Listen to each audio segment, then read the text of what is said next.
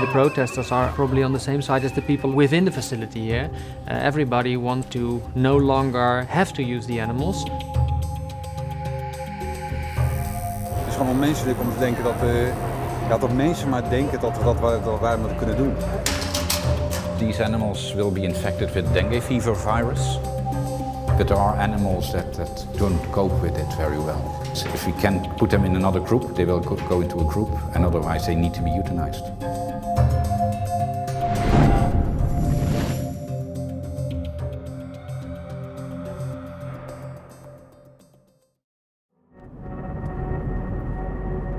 Vice News gained rare access to a not-for-profit science laboratory which tests some of the world's most deadly infections and diseases on live monkeys.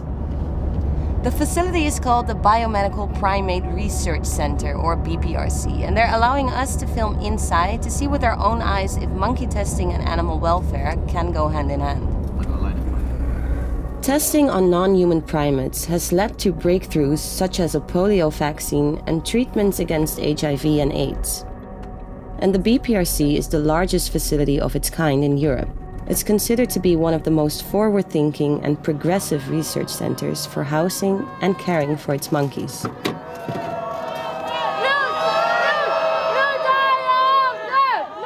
But they are still the focus of animal rights activists who have continued to protest outside the center for the last 20 years. They are protesting against what is happening in the facility.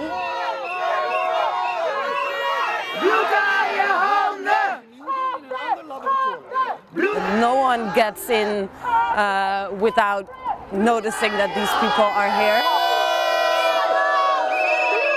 Ik denk iedereen die een beetje empathie heeft, compassie heeft voor die moet wel een beetje weten. Kijk, verplaats jezelf daar in zo'n coaching. Verplaats jezelf dat de proef van wordt gedaan. Ja, dat kan gewoon niet, weet je. Het is gewoon onmenselijk om te denken dat mensen maar denken dat wij dat kunnen doen. Wat willen wij? Alle apen vrij! We wanted to understand why it is still necessary to develop life-saving drugs through experiments on live monkeys and how the animals are being treated. Hi. Good morning. Gwen. Hi, I'm Annette. Nice to meet you. Thank you. So where are we? This is our breeding facility. Over here are 1,200 rhesus macaques. We have around 150 long-tail macaques and we have 200 to 250 common marmosets. The protesters called this place the monkey hell of Rijswijk. Yeah. How do you relate to that? Obviously, I do not agree with how they call BPRC because as of 1996, we started to create these breeding groups that look much more like how you would find these groups in the wild. Young males of about 4 to 5 years of age, they leave their natal group before they immigrate into a new group where there are no relatives to prevent inbreeding. So, and in this case you take out the young males and they are either sent to the lab or to another breeding facility? Yeah. Out of the 1,600 animals in the BPRC, on average only 10% move into experiments per year, meaning the structure and balance of the groups are left intact. Do you also see the monkeys that go to the lab and that are being tested on? Yes, I see those animals too, yeah. And that's very hard sometimes, but because I know what we are using them for and I really feel that what we do is the right thing, I can handle that. In order to maintain the health of the monkey colony, every animal is screened by vets once a year. Okay, so we're all masked up, we got our gloves on, headpieces on, and we just entered the treatment area where the annual checkups take place. So this is not a testing lab. No, it's not a testing lab. We check the animals for their, it's a health screening.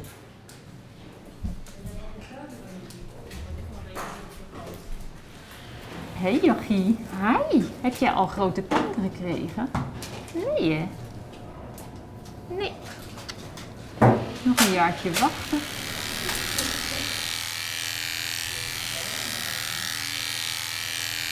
We take a small hair sample and with that hair sample we can measure cortisol levels. And cortisol is a measure for stress. I was wondering, can they hear us right now? No, I don't think that they he's can hear us. Yeah, blinking. Yeah, because he's anesthetized, but Yeah, he's not unconscious. no. They all get a tattoo. So from a short distance, this is a way to identify the animal. It looks so easy and so painless, but then you forget that this monkey is highly sedated on ketamine. So do they get names as well as numbers? Yes, this is the name, Hyssop. Hyssop. So this is Hyssop 11-118, done with tattooing. Yes, give him some. As part of the screening, all monkeys get tested for tuberculosis. Just like in humans, this is tested by injecting the subject with dead tuberculosis cells to see how the skin reacts.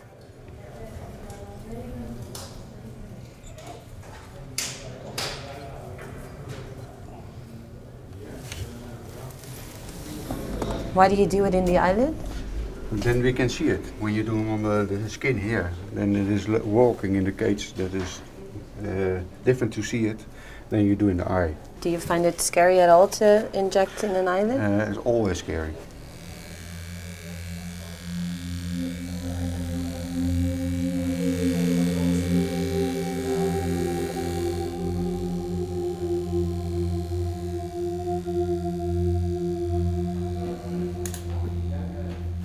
Once the screening is complete, those selected for experiments are segregated and rehoused in a separate area. Okay, so we just entered the training facility. This is where the selected monkeys are taken after they are tested. As you can see, it's really different from what we've seen before. The cages are significantly smaller. The monkeys that are brought here have never been here before, so their whole world is turned upside down. They're all confused and they're still partly sedated on ketamine. The monkeys here get trained to be more socialized so that when they eventually go to the experimental lab, they're not afraid of humans and they can cooperate better. We wanted to capture the intimate training of the primates, so we asked the staff to discreetly film their methods on small cameras. This training allows the monkeys to cooperate in experiments so that a use of force is no longer required. Once the monkeys are ready, they are selected for the experimental stage. We headed to meet Jeffrey, head of the alternatives department. Today he was working on creating more effective adjuvants. An adjuvant is applied with a vaccine to stimulate a stronger immune response and allow the body to better combat a pathogen. And these adjuvants sometimes, they also cause adverse effects. So what we're working on is to get rid of those adverse effects. So what you will see now is a monkey that has 10 spots on the back. 2 of the spots are with the old adjuvant and the other spots are with new adjuvants. So you see that there is a granuloma underneath it and it's painful for the animal. And what we want to get to is to get this type of immune responses, which basically cannot see in the skin, which is much better. So we think we are on our way to developing something new, which is better than the old ones. And we hope that the animal has less pain from the new type of adjuvants that we're using. This is refinement. So this is the first step of alternatives. First we want to get procedures that are less harmful for the animals. Then we want to get better procedures, less animals, and then finally we want to replace the animals entirely. To meet EU and US regulations, all medicines must first be successfully tested in 2 species of animals before moving into clinical trials on humans. According to the animal rights group PETA, every year in the US alone, more than 125,000 primates are used in experiments in labs like this one.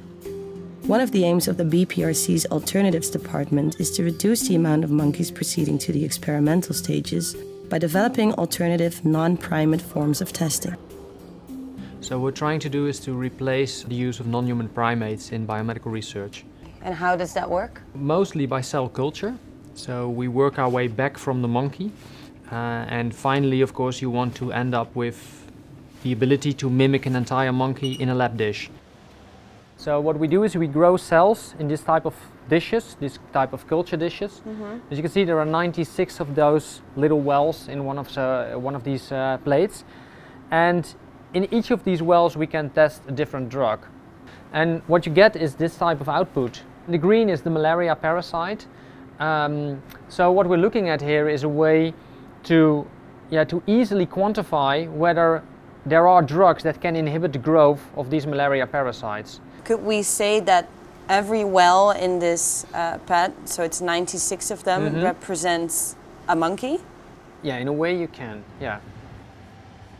We hope that there will be a certain point in time that you can say, okay, we have done it a lot of times, and we can now say that there is a very good correlation between what we find in a lab dish and what we can do in a monkey. And if that is true, then the next step is probably to move away from the monkey altogether.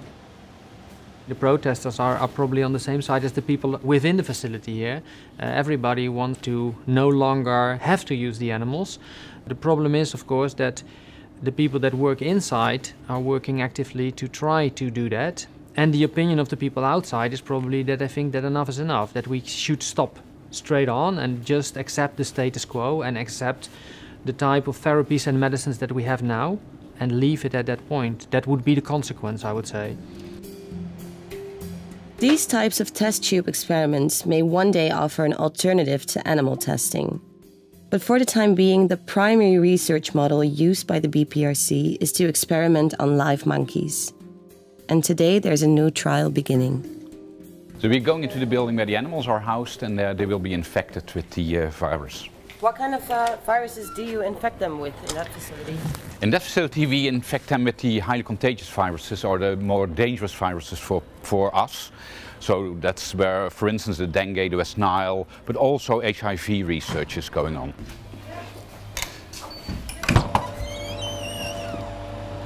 So this freezer is completely filled with like the deadly diseases, if I'm right.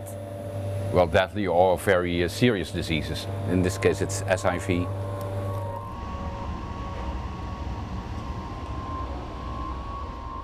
Behind me they're preparing the virus that they will inject into a monkey shortly.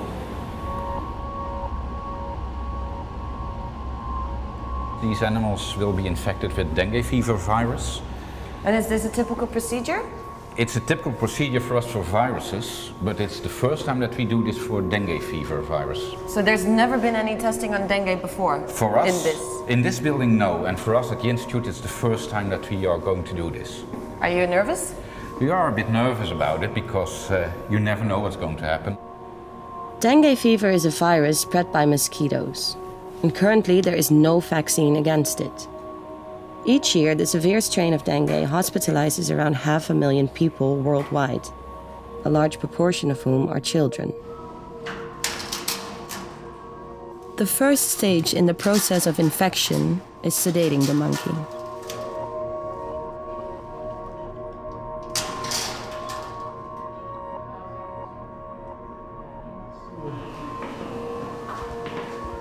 Humans share about 93% of their DNA with these macaque monkeys. But according to statistics released in 2006, 9 out of 10 experimental drugs still fail in clinical studies on humans after successful lab and animal testing. So they went to sleep, then they check the animal for a number of physical items, for instance temperature and body weight.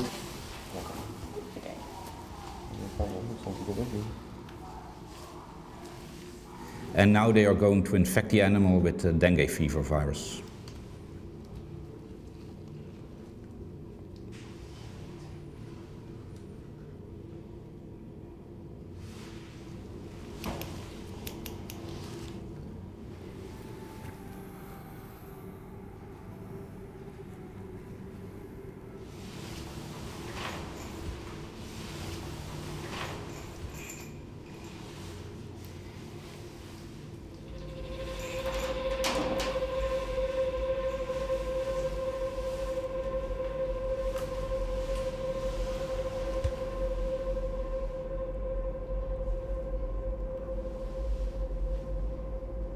This monkey will now be studied at close quarters by the team in the hope of developing a potential vaccine for dengue. He will be put back in his cage and then he will wake up. But we keep a good eye on these animals. They are checked daily or twice daily even. And then if something happens that is not good, then we will interfere with that.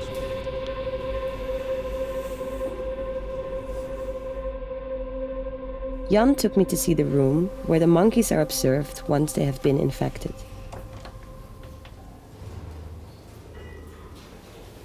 How do you feel about these cages? I mean, what's your personal opinion on how big they are? What do they have for enrichment, for example? It's still cages.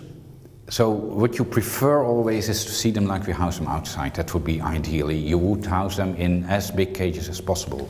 But you need to find a compromise between you're doing some experiments on these animals, you're studying them, and you want to house them as optimal as possible. If it was possible to do the same experiments on animals but yet keep them in a larger cage as they have outside, would that even be possible, ever? You can do that for certain studies, but studies where they are infected or where they have to be scored all the time, then it's very difficult to keep them in those very large facilities, and then they're housed into this facility. That's one of the compromises that you have to make there. But there are animals that don't cope with it very well. And then sometimes it's that bad that we say that they won't go into studies, and we either depends, if we can put them in another group, they will go into a group, and otherwise they need to be euthanized.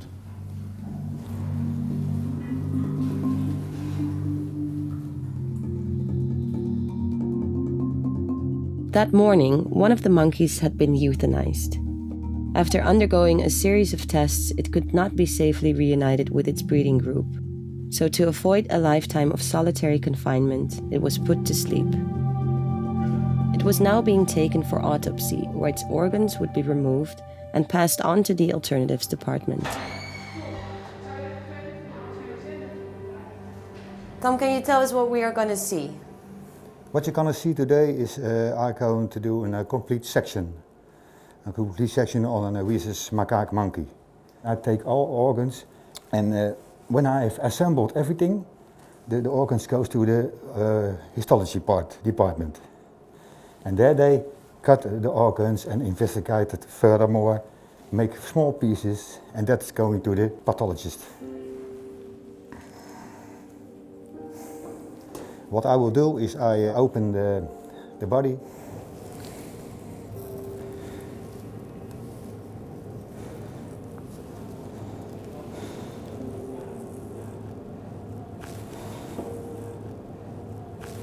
And then I open the abdomen. Now what I'm going to do now is in the abdomen I take out the colon and the stomach. And then I have lots of space free for examination. Other organs.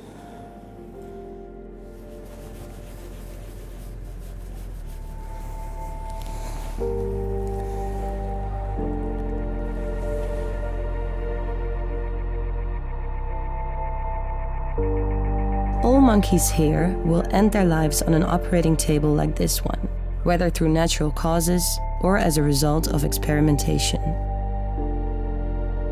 Despite making significant ground on alternative trials, the BPRC are unable to put a time frame on how soon non-human primates could be replaced as test subjects.